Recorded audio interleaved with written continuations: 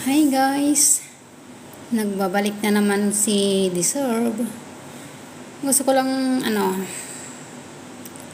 gusto ko lang magsalita.